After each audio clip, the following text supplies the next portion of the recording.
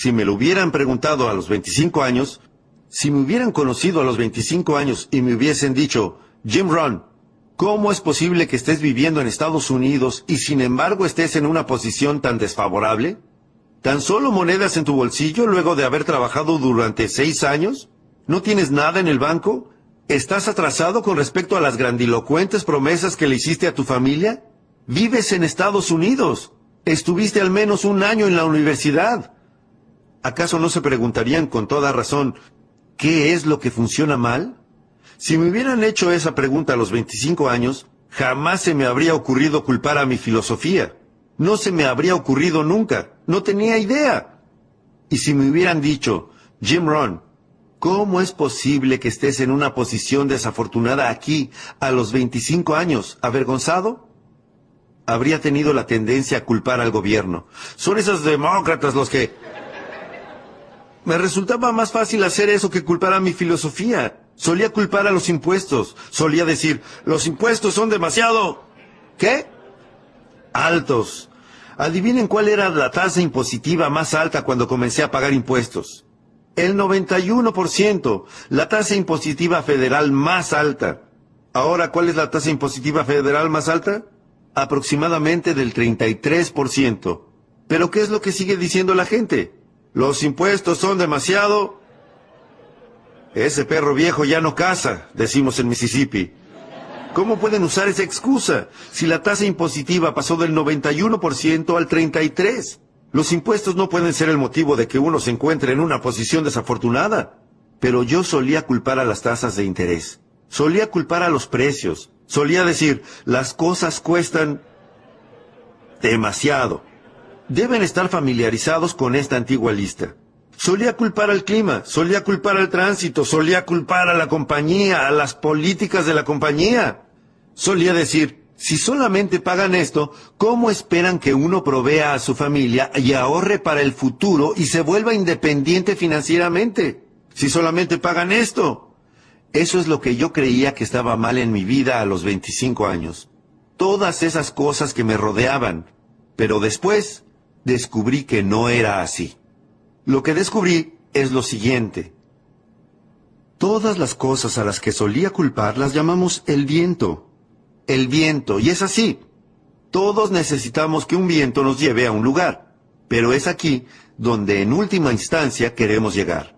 En última instancia queremos llegar donde tengamos tesoros, y tengamos valores, y tengamos productividad, y tengamos éxito, y tengamos un estilo de vida, patrimonios de todo tipo. Cualquier cosa que haga que la vida sea única y valga la pena. Es aquí donde queremos llegar. Bueno, en los Estados Unidos tuvimos un muy buen viento.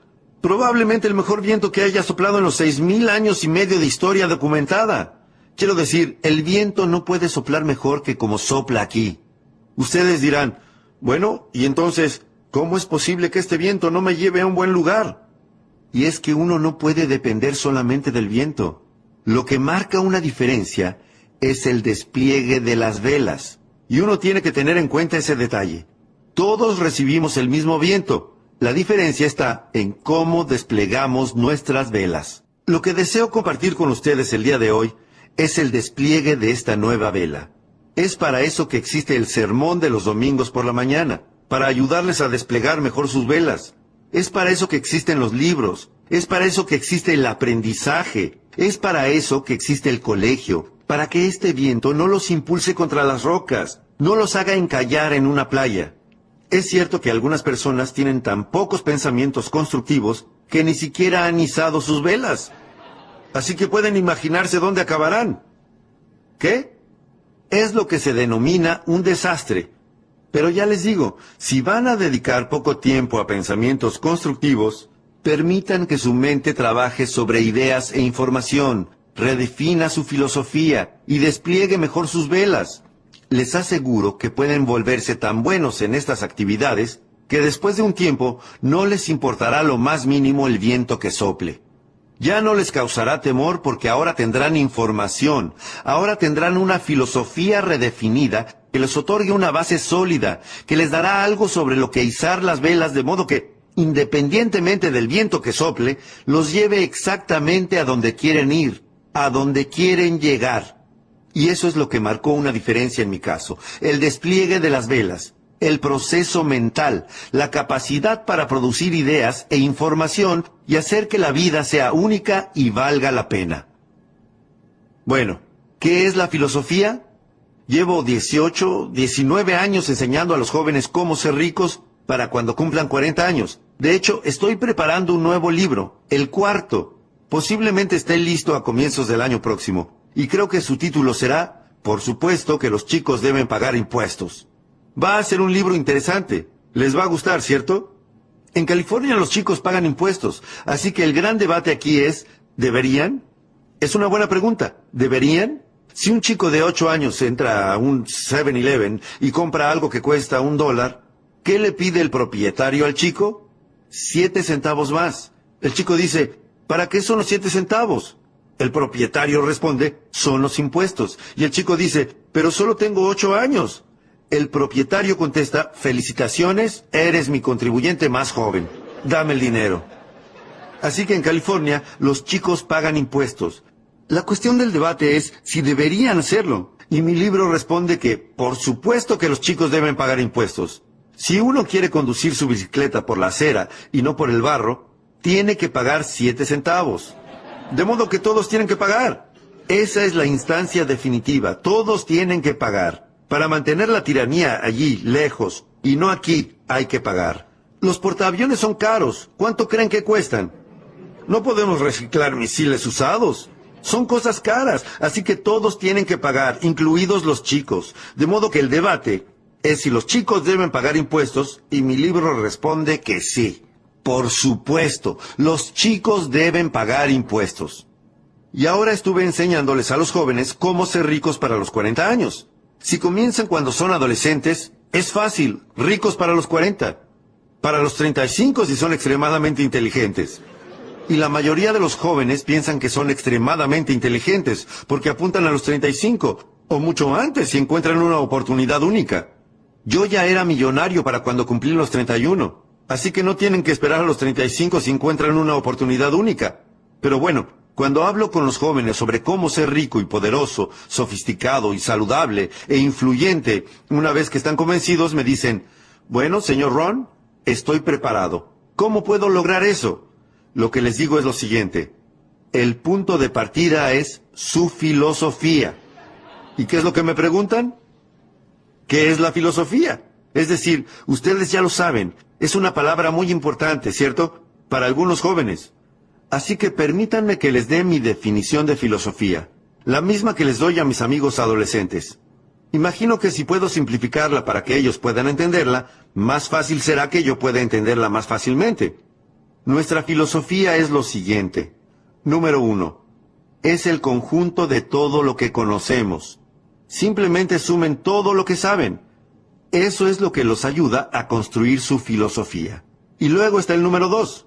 No se trata solamente de lo que conocen. Es también lo que deciden que es valioso porque no pueden hacer todo lo que conocen posible. Si uno conoce 1000 cosas, no puede hacer 1000. Así que, ¿qué es lo que hay que hacer? Hay que reunir las 1000 ideas, luego revisarlas y ¿hacer qué? Decidir cuáles son valiosas. Si no es algo valioso, hey, no desperdicien su dinero. Si no es algo valioso, hey, no desperdicien su tiempo. Pero si se trata de algo valioso, inviertan su dinero. Si se trata de algo valioso, ¿qué hacen? Dediquen su tiempo y esfuerzo, si es algo valioso. Estas son las dos cosas que establecen nuestra filosofía. En primer lugar, reunir conocimientos. Es para lo que sirve el colegio. Reunir conocimientos, aunque no es el único fin. No es la única forma de establecer una filosofía. En primer lugar, reunimos conocimientos. En segundo lugar, revisamos todos nuestros conocimientos y decidimos cuáles son valiosos, cuáles no son valiosos, en qué no desperdiciar nuestro tiempo, a qué dedicar nuestro tiempo. Este proceso establece nuestra filosofía. Así que son dos elementos. En primer lugar, es muy importante conocer. Hay que saber. Eso es lo que les digo a mis amigos adolescentes cada vez que tengo oportunidad de hablar con una clase de alumnos del colegio o de la facultad, de la universidad. Hay que saber. Así que presten atención a la información que reciben aquí, en el colegio. Lo que piensen al respecto depende de ustedes, y lo que vayan a hacer con esa información pronto dependerá de ustedes. Pero mientras estén aquí, asegúrense de recibirla. Tengo una buena frase para mis amigos adolescentes. Es esta: no salgan del colegio sin ella. Es decir, no se vayan de aquí sin tener algo en lo que pensar y reflexionar. Les dije a los jóvenes del Newport Harbor High School, les comenté que no hay nada peor que ser tonto. Hay que saber. No tener dinero es malo, pero ser tonto, eso es realmente malo. Y lo que es muy, muy malo es no tener dinero y ser tonto. Es decir, no hay muchas cosas peores que esa, salvo que estés enfermo. Enfermo, sin dinero y tonto, prácticamente no se puede caer más bajo. Bueno, probablemente haya un escalón más. Feo. Pero bueno, eso es todo, ¿no? Feo, enfermo, sin dinero y tonto. La peor perspectiva en la vida. Así que hay que saber, hay que tener información. Y como eso es cierto, corrijamos un par de clichés. Son estos. Corrijámoslos. Este es un público inteligente. Corrijamos un par de antiguos clichés. El primero: lo que uno no sabe, lo lastimará. Simplemente realicen esa inteligente corrección. Lo que uno no sabe, lastimará su cuenta bancaria. Si uno no sabe algo, lo que no sabe, lastimará su salud. Lo que uno no sabe, lastimará su futuro. Lo dejará con una billetera vacía y un corazón vacío. Lo que uno no sabe. Pregúntenle a una persona de 50 años que no tenga dinero y solo hagan unas pocas preguntas. ¿Qué es lo que descubrirán al poco tiempo? Que es un buen tipo, pero que no sabe. Así que hay que saber. Otro antiguo cliché. Corrijámoslo. La ignorancia no es dicha. La ignorancia es pobreza. La ignorancia es devastación. La ignorancia es tragedia. La ignorancia es enfermedad. Todo se desprende de la ignorancia. Así que hay que saber, hay que tener información. ¿Y dónde conseguimos las ideas e información que pueden ayudarnos a transformar nuestras vidas? Analicemos la información. Este es el primer lugar. EP. Experiencias personales. Esa es una manera de pescar ideas, a partir de las propias experiencias personales. ¿Cuál es una manera de hacerlo bien? Hacerlo mal. La clave es no dejar que consuma mucho tiempo. Si uno estuvo haciendo las cosas mal durante 10 años, le sugerimos que ya es suficiente. No recomendamos otros 10 años solo para demostrar que se tiene razón. No. Si uno está sin dinero al cabo de 10 años, ¿no podemos evaluar eso? Y sí. Me reuní con el señor Shaw. Había estado trabajando hacía 6 años, y él dijo: señor Ron, ha estado trabajando durante 6 años. ¿Cómo le está yendo? Le respondí: no muy bien. Me dijo: le sugiero que ya no siga así. ¿Va a seguir así otros 6 años? ¿No le gustaría que los próximos 6 años fueran completamente diferentes a los últimos 6? Y le contesté: sí, señor. Me dijo: en primer lugar, vamos a descubrir qué hizo mal. Vamos a modificar eso para que los próximos 6 años sean completamente diferentes a los últimos 6. Y el motivo por el cual los seres humanos pueden lograr eso es que son seres humanos. No son gansos, ni arañas, ni cocodrilos. Los seres humanos pueden hacer a un lado los últimos 6 años y crear 6 años nuevos y distintos en cualquier momento que lo deseen. Yo lo hice. Si yo lo hice, un chico granjero de Idaho, criado en medio del anonimato, cualquiera en esta sala puede hacerlo. Así pues, número 1, aprender de sus propias experiencias. En segundo lugar, EOP. Anoten eso. Las experiencias de otras personas.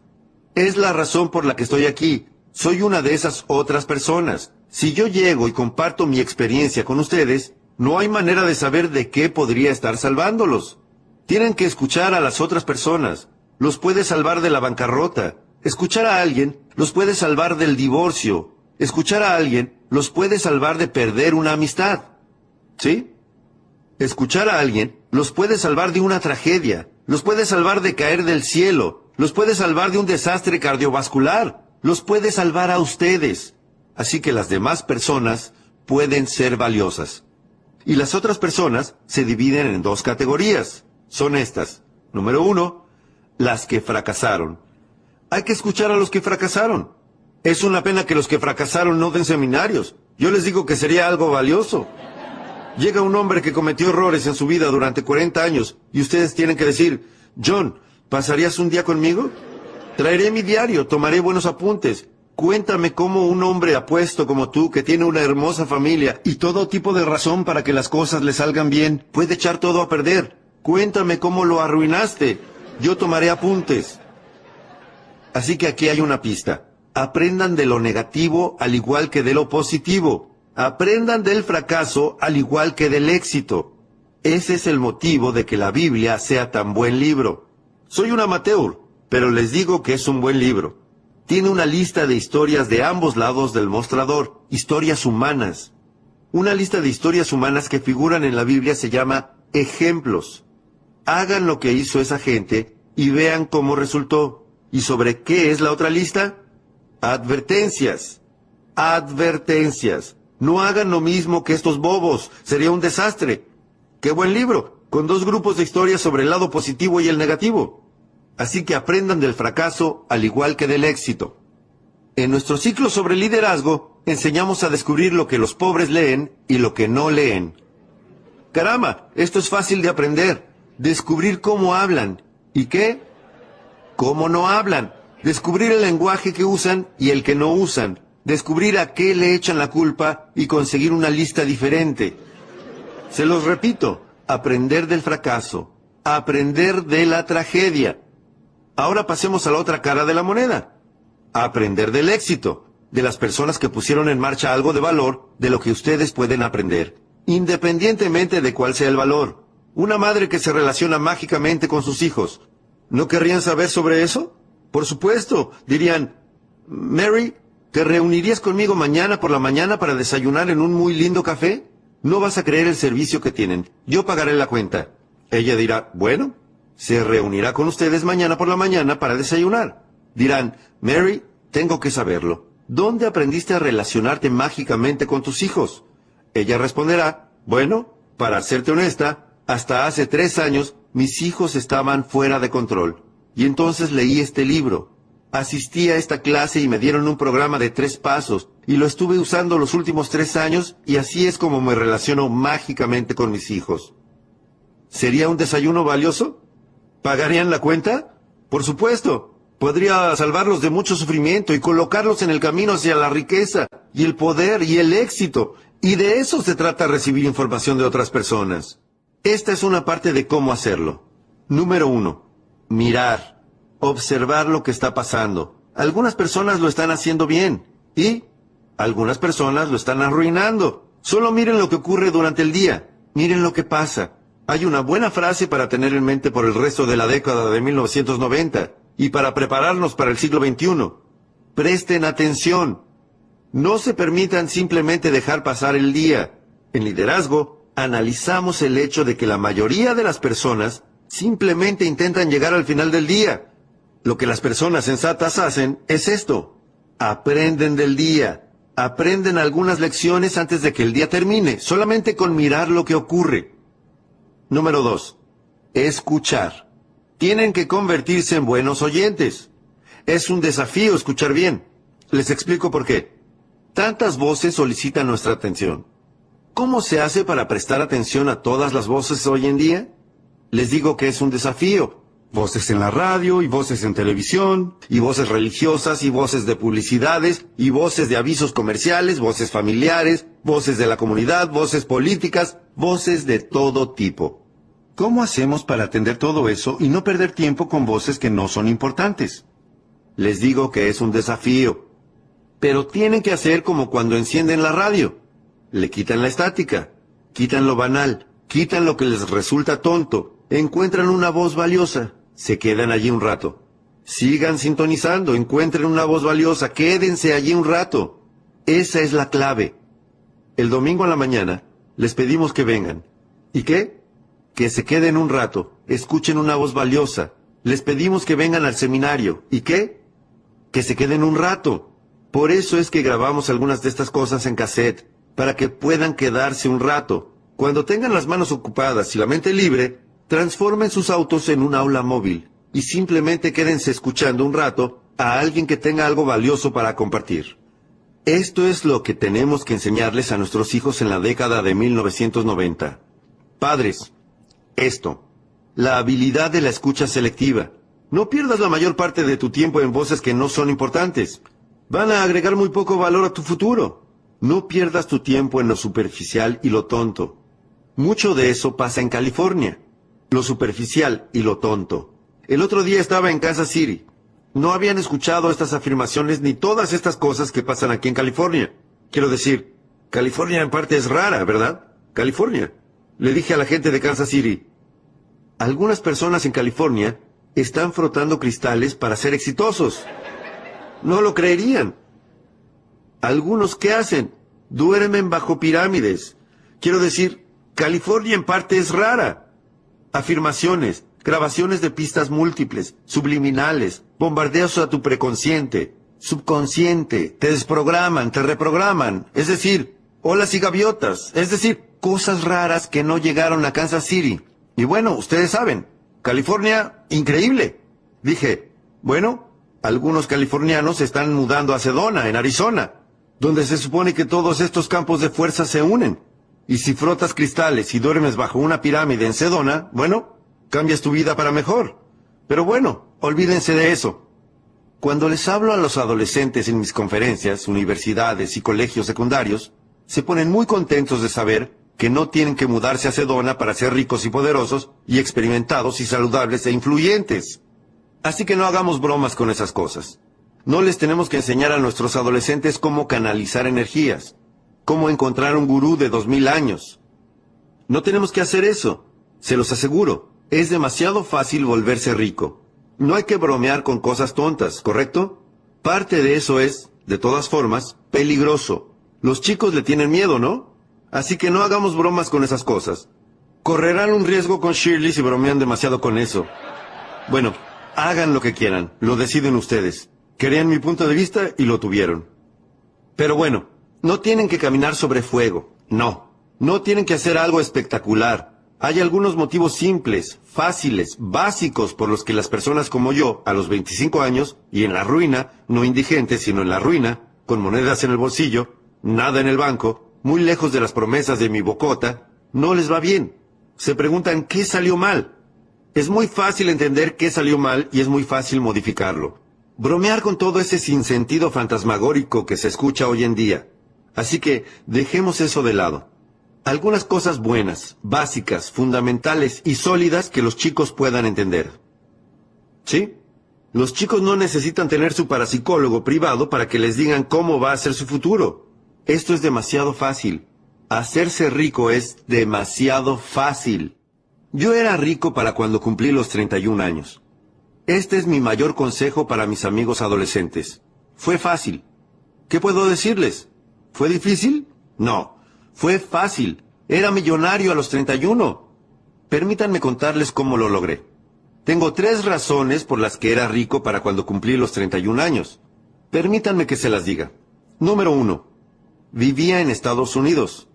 Es decir, ¿cuánta más suerte se puede tener? En Estados Unidos es fácil. Por eso todos quieren venir aquí. Las personas no han planeado y planeado durante 50 años diciendo, si pudiese ir a Polonia todo sería estupendo. No, no, los balseros no tratan desesperadamente de llegar a Vietnam. No, no están atravesando el alambrado para tratar de entrar en México. No, Neil Diamond dice que pareciera que todos se dirigen hacia... Todos están viniendo a Estados Unidos. ¿Por qué? Todos quieren venir aquí por todos los medios posibles para llegar aquí. ¿Por qué? Porque en Estados Unidos es fácil. Así que si van a irse a sus casas con una idea, vayan a sus casas con esto. El señor Ron nos recordó que en Estados Unidos es fácil. Él era rico cuando cumplió los 31 años. En Estados Unidos es fácil. En Bangladesh es difícil. Llévense eso a casa. ¿Cuál es el ingreso anual promedio en Bangladesh? $120. Eso es difícil. Distingan difícil de fácil. En Estados Unidos es fácil. En Camboya sería difícil. El Khmer Rouge asesinó a 2 millones de camboyanos para que el comunismo funcionara. Es difícil. En Estados Unidos es fácil. En India sería difícil. En estos días están pasando penurias, complicado. En Estados Unidos es fácil. En China sería difícil. Realmente difícil. Subrayen realmente y hagan un estudio. Es difícil. Estados Unidos, fácil. Y ahora, en unos 90 días, podrán memorizarlo.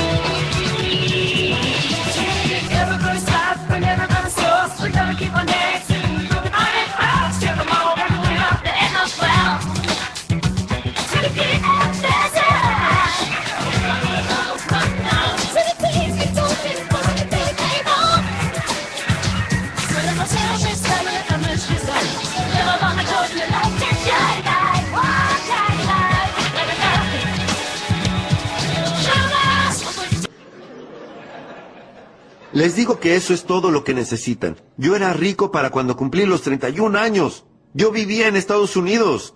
En Estados Unidos es fácil. Ahora, número 2. Yo encontré una oportunidad. Todo lo que uno tiene que hacer en Estados Unidos es buscar una oportunidad. Aprovechar la primera que se presente, ¿sí? Intentarlo. Si esa no es la que cuenta, llevará a otra. Una puerta se cierra, otra puerta se abre. Eso es lo apasionante sobre Estados Unidos. Está lleno de oportunidades. Una posibilidad de intentarlo, ¿y luego qué? Intentar de nuevo, ¿y luego qué? ¿Intentar de nuevo? Nunca, nunca se acaban las oportunidades de intentarlo. Vean si no pueden mejorar sus vidas y su salud y su futuro y sus cuentas bancarias y sus ingresos. Amasen sus fortunas aquí. Yo vivía en Estados Unidos, número 1. Encontré una oportunidad. Número 2. Número 3. Encontré un maestro. Qué cosa tan grande, gloriosa y única fue eso para mí en aquel momento de mi vida. Encontré un maestro deseoso de enseñarme. Y sus enseñanzas venían en 2 partes. Eran así. Muy simple. Número 1. Señor Ron, evidentemente cometió errores entre sus 19 y sus 25 años. Eso podía entenderlo bien. Pero no se limitó a eso. Dijo, estas son las respuestas sobre cómo modificar todo los próximos 6 años, para que los próximos 6 años no sean como los últimos 6. ¡Qué maestro tan increíble! Me enseñó cómo tener 6 años nuevos y distintos. ¿Los primeros 6? ¿Qué? Cometí errores. ¿Los segundos 6? ¿Qué? Hice las cosas bien. Los segundos 6 años me convertí en millonario. Durante los segundos 6 años, el gobierno fue prácticamente el mismo, se los aseguro. ¿Cómo eran las tasas de interés? Iguales. ¿Cómo era la escala de sueldo? Igual. Dios sabe que mis parientes negativos eran iguales. Las circunstancias eran prácticamente iguales. ¿Cómo era la economía? Igual. Los sindicatos y sus filosofías? Iguales. ¿Cómo era lo que sucedía a mi alrededor? Igual. Entonces, ¿cómo es posible que me hiciera rico esos segundos 6 años? Yo no era igual. Yo había cambiado. Señor Ron, si usted ¿puede hacerlo cualquiera? Sí. Los invito a realizar ese viaje en el momento en que lo deseen. Pueden seguir siendo iguales y que los próximos 6 años sean como los últimos 6. Pasen la mirada sobre los últimos 6 años y les aseguro que los próximos 6 años de sus vidas serán iguales a los últimos 6 a menos que ustedes cambien.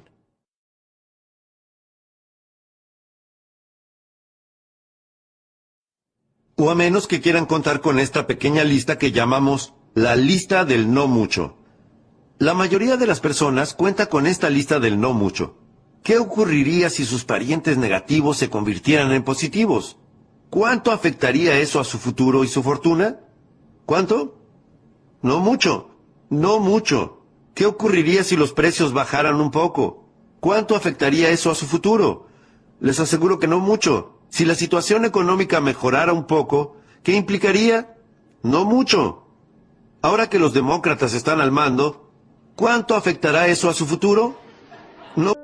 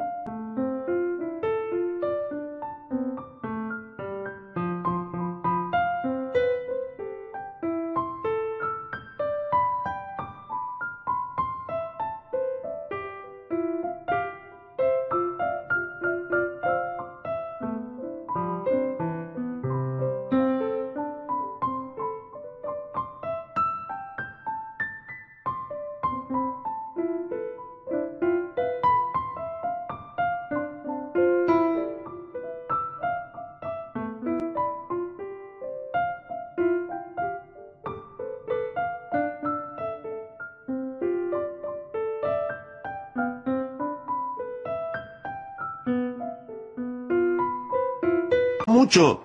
Podríamos armar un buen debate. Si los republicanos se hubieran mantenido al mando, ¿qué habría significado? ¡Hey! No mucho. ¡Hey! Podríamos armar un buen debate. Se los aseguro, se trata de una lista del no mucho. Si uno no hace planes para sí mismo, adivinen qué pasa.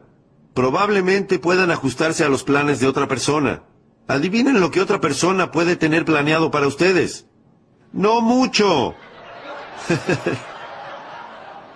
Entonces, ¿qué es lo que va a marcar la diferencia? Ustedes van a tener que marcar la diferencia. Ustedes van a tener que tomar las riendas. El señor Schoff, mi maestro, me hizo una promesa, y yo quiero prometerles eso mismo este día de noviembre de 1992 en Anaheim, California. Esta es la promesa que recibí y que yo les hago. Esto es lo que mi maestro me dijo. Si usted cambia, señor Ron, dijo, si usted cambia, todo cambiará para usted. No tendrá que cambiar al gobierno, no tendrá que cambiar los precios, no tendrá que cambiar los impuestos. Olvídese de todo eso. Me dijo, si cambia, todo cambiará para usted. ¿Y cuál es la primera cosa que hay que cambiar? Su filosofía. Uno comienza por cambiar su mente. Uno comienza por cambiar su forma de pensar. Uno comienza a captar nuevas ideas e información, a reunir nuevos conocimientos, a tomar mejores decisiones sobre qué es valioso, y se los aseguro, si hacen eso, su vida entera cambiará, su salud cambiará, la relación con sus familias cambiará, sus capacidades para hacer frente a los desafíos y a los problemas cambiará, se los aseguro, ingresos, ascensos, todo cambiará. Si uno cambia, todo cambiará. Si uno no cambia, nada va a cambiar. Uno puede cruzar los dedos todo lo que quiera y esperar que las cosas se enderecen. Uno puede desear que el viento no sople tan fuerte, pero les aseguro que desear que el viento cambie a su favor puede considerarse ingenuo como mínimo. Hay que dejar de hacer eso. Desear que el viento sea mejor. La clave es desear recibir la sabiduría para desplegar mejor las velas. Utilizar el viento que sople, no importa cuál sea, para que los lleve a donde quieren ir. Esa es la filosofía que adopté a los 25 años de edad y que revolucionó por completo mi vida. Y lo que descubrí es que era fácil. Era rico para cuando cumplí los 31 años y era fácil. Y esta es mi definición de fácil. Anótenla. Mi definición de fácil es que es algo que puedo hacer. Supongo que si es algo que puedo hacer, es fácil. Ahora voy a hacer un paréntesis. Hago un paréntesis. Trabajé para hacerlo. Encontré algo que podía hacer, que era fácil, pero trabajé para hacerlo. Me levanté temprano y me quedé hasta tarde y trabajé duro esos 6 años. Pero lo que hice fue fácil en el sentido de que era algo que podía hacer. Ustedes dirán, bueno, señor Ron, si era tan fácil, ¿cómo es que el resto de las personas alrededor suyo, esos 6 años, no se hicieron ricos? El motivo es este. Es fácil no hacerlo. ¿De qué otra manera podría describirse? Es eso. Uno dice que no, que no. Para el resto de ellos fue difícil y fue fácil para usted. Eso no es cierto. No podrán discutirme eso enfrente de este público tan inteligente. Pero este es el desafío.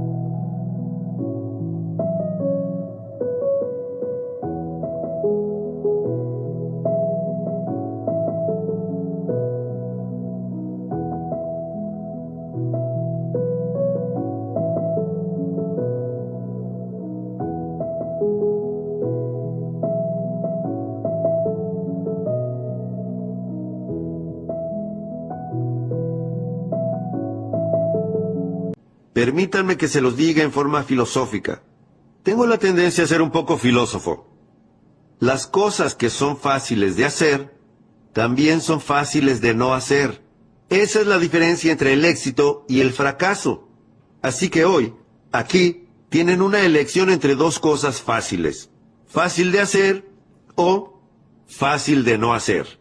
Les puedo decir en una sola oración cómo fue que yo era rico para cuando cumplí los 31 años. Aquí está, en una oración. No desatendí las cosas fáciles que podía hacer durante cada uno de los días de esos 6 años. Subráyenlo. No las desatendí. Esa es la clave. Descubrí algo fácil que podía hacer y que me llevó a una fortuna y no desatendí hacerlo. La principal razón por la que no se posee todo lo que uno desea en Estados Unidos, la principal razón por la que no se posee más de lo que uno desea en Estados Unidos, mejor salud, más dinero, más poder, mayor influencia, más de todo, la principal razón por la que uno no tiene nada de eso, la respuesta es simple. Desatender sus cosas. Desatender sus cosas. ¿Y cuál es el problema de desatender las cosas? Comienza como una infección. Y si uno no se ocupa de eso, se convierte en una enfermedad y surge otro problema. El desatender una cosa lleva a desatender otra. Si uno deja de hacer cosas inteligentes con su dinero, seguramente dejará de hacer cosas inteligentes con su tiempo. Si uno deja de hacer cosas inteligentes con su tiempo, seguramente dejará de hacer cosas inteligentes con su negocio. Una cosa lleva a otra, que lleva a otra. Al poco tiempo, la desatención los estará sujetando del cuello, vaciándoles los bolsillos, vaciándoles el corazón, vaciándolos de todas sus oportunidades de obtener patrimonios y poder y todas las cosas buenas. Desatender sus cosas. ¿Qué ocurriría si uno debiera caminar alrededor de su cuadra a diario para mejorar su salud y no lo hiciera? Les aseguro que estarían siguiendo el camino equivocado. Deberían hacerlo, podrían hacerlo, y no lo hacen. Es lo que llamo la fórmula del desastre. Todo lo que uno debe hacer es permitir que esas y otras varias cosas se acumulen durante 6 años, y estarán conduciendo un automóvil que no quieren conducir, vistiéndose con lo que no quieren vestir, viviendo donde no quieren vivir, haciendo lo que no quieren hacer. Tal vez después de convertirse en quien realmente no quieren convertirse. Les aseguro que así es. Simplemente sigan desatendiendo sus cosas, sigan a la deriva, y la situación los tendrá sujetos del cuello. Se llevará lo que tengan de valor. Los dejarán solo con un puñado de polvo en el viento veraniego y pronto se habrá ido. Espero que haya sido claro. Esa es la situación. Allí es donde me encontraba a los 25 años, hasta que mi maestro vino y me dijo, «Señor Ron, hasta ahora estuvo cometiendo errores. Veamos si podemos arreglar y cambiar todo eso». Cambié mi vida. Y no solo en cuanto al dinero. Todas las demás cosas de valor que llegaron cuando comprendí que era yo. Era yo. Así que tomen el camino fácil. Es algo fácil de comprender. Volverse rico es fácil. Yo se lo enseño a los adolescentes. ¿Cómo ser rico a los 40? A los 35 si son extremadamente inteligentes. No es algo difícil. Mucho de esto aparecerá en mi nuevo libro para chicos. Los chicos deben pagar impuestos. Adoro enseñar a los chicos a tener iniciativa.